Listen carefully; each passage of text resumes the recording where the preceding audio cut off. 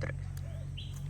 Cuentan que un famoso violinista tenía un violín antiguo que se rompió durante un concierto. Muchos pensaron que el concierto ahí había terminado, pero el músico tomó ese violín en sus manos, lo afinó lo mejor que pudo y siguió tocando. La música que tocó aquel hombre no fue una música perfecta, pero sí fue hermosa.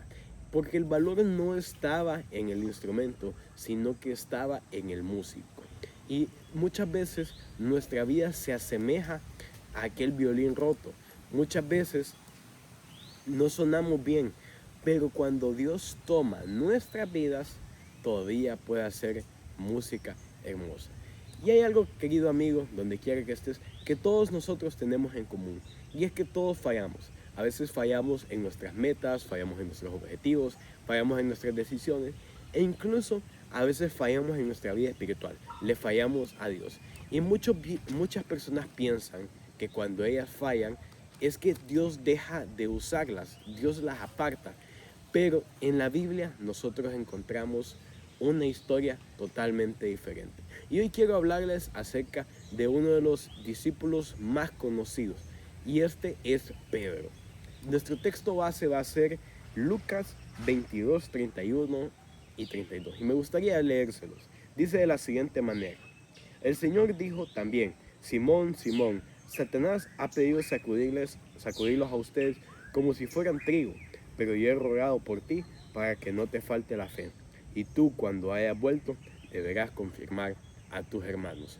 Pedro era un discípulo de Jesús, pero él era un hombre impulsivo, emocional y muchas veces llegó a ser imprudente.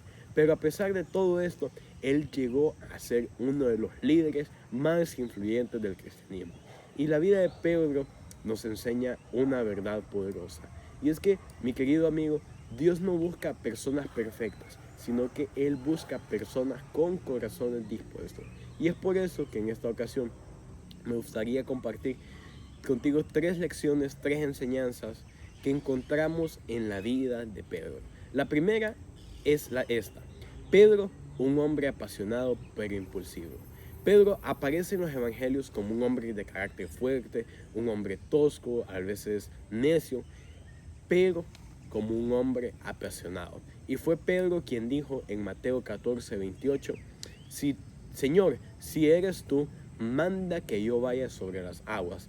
Él le dijo a Jesús que si verdaderamente era él, que lo mandara para que él pudiera caminar por encima de las aguas. Y nosotros conocemos la historia. Pedro salió de la barca, caminó, pero después de caminar un poco, Pedro comenzó a hundirse. Y esto sucedió únicamente cuando Pedro quitó la mirada de Jesús. Y este episodio demuestra algo muy importante, porque la palabra griega que se utiliza aquí para hablar acerca de la duda que sintió Pedro, nos dice que él vaciló entre 2 decisiones. Pedro tenía fe, claro que sí, él creía en Jesús, creía en su amigo, creía en su maestro, pero esta fe que él tenía todavía no era madura. Y si somos honestos, muchas veces a nosotros nos pasa lo mismo. Creemos en Jesús, confiamos plenamente en Él, pero nuestra fe, por cuestiones de la vida, no ha madurado. Nosotros creemos, pero muchas veces también dudamos. Nosotros queremos confiar, pero muchas veces el miedo nos gana. Y Pedro nos recuerda algo: que la fe no significa ausencia de la lucha, sino que significa que Jesús va a estar ahí con nosotros aún en medio de esa lucha. La segunda lección que encontramos aquí en Pedro es que Pedro es el discípulo que prometió fidelidad, pero cayó. Uno de los momentos más dolorosos de la vida de Pedro ocurrió cuando Jesús fue arrestado. Pedro había dicho con seguridad en lo que fue nuestro texto base, que es Lucas 22, y específicamente en el versículo 33, él dijo: Señor, estoy dispuesto a ir contigo no solo a la cárcel, sino a la muerte. Pero horas después sucedió lo incomprensible. Pedro negó a Jesús no solamente una, sino que 3 veces.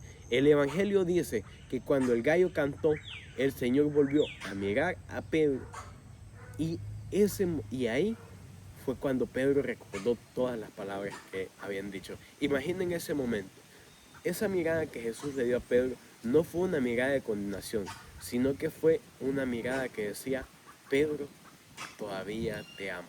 El texto dice que Pedro salió de ahí donde estaba y lloró amargamente. Ese llanto, esa acción demuestra algo profundo.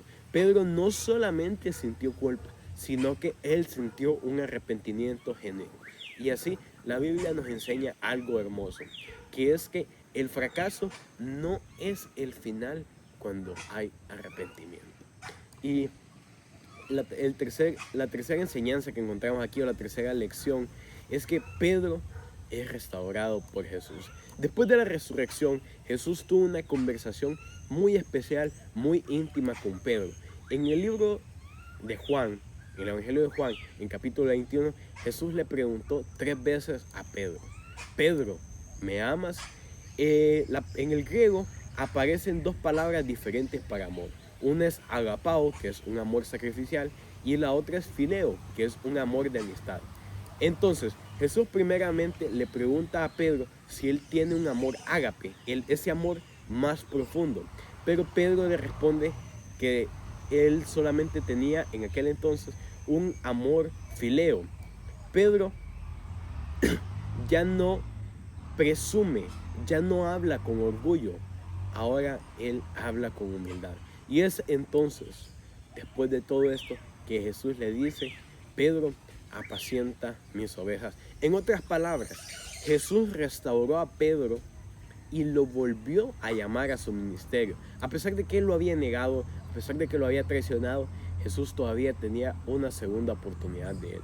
Y esto es muy impresionante, porque es una verdad muy linda. Y es que Jesús no eligió a Pedro antes de su caída, sino que Jesús lo confirmó después de su caída. Y entonces, la historia de Pedro, queridos amigos, nos deja 3 lecciones fundamentales para nuestra vida. Y es que Dios puede usar a personas imperfectas.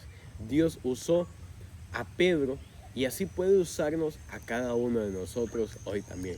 Dios no busca que nosotros seamos personas perfectas, sino que Él busca corazones dispuestos. Él busca personas que estén disponibles para adorarlo y para servirle. La segunda lección que encontramos aquí es que nuestro fracaso no define nuestro futuro. Muchos viven atrapados en los errores que han cometido en el pasado porque mintieron, porque negaron, porque cometieron algún pecado. Pero la gracia de Dios es mucho más grande que cualquier pecado, cualquier error o cualquier pasado que nosotros tengamos. Y tenemos aquí el claro ejemplo de Pedro.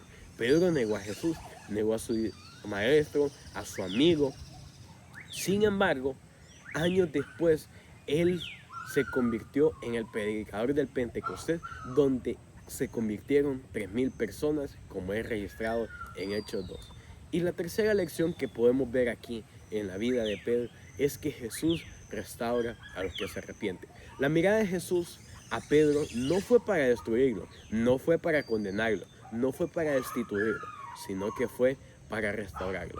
Y Él sigue haciendo lo mismo hoy, o mejor dicho, quiere hacer lo mismo hoy por cada uno de nosotros. Y así podemos ver que podemos analizar la vida de Pedro en 3 etapas. La primera es Pedro el impulsivo. Pedro el que cae es la segunda y Pedro el restaurado es la tercera. Y quizás alguno de nosotros hoy se siente identificado con alguna de las etapas de la vida de Pedro. Tal vez tú, mi querido amigo, estás luchando con tu fe, tal vez tú has fallado en algo, o tal vez tú has sentido que Dios ya no puede usarte. Pero, mi querido amigo, la historia de Pedro nos recuerda algo poderoso. Y es que la gracia de Dios es más grande, es mayor que cualquiera de nuestras caídas. Dios, mi querido amigo, puede levantar a cualquier pecador que parece perdido, a cualquier pecador que se encuentra sin esperanza. Y hoy, para finalizar, quiero hacerte una invitación sencilla. Y es que si en tu corazón tú sientes que necesitas que Dios restaure tu vida, tu fe o tu relación con Él, hoy es el momento donde tú puedas decir: Señor, utilízame una vez más. Señor, yo sé que te he fallado, yo sé que no soy perfecto, pero quiero caminar conmigo. Porque el mismo Dios, el mismo Jesús que restauró a Pedro, quiere restaurar tu vida. Espero que el Señor pueda bendecirte.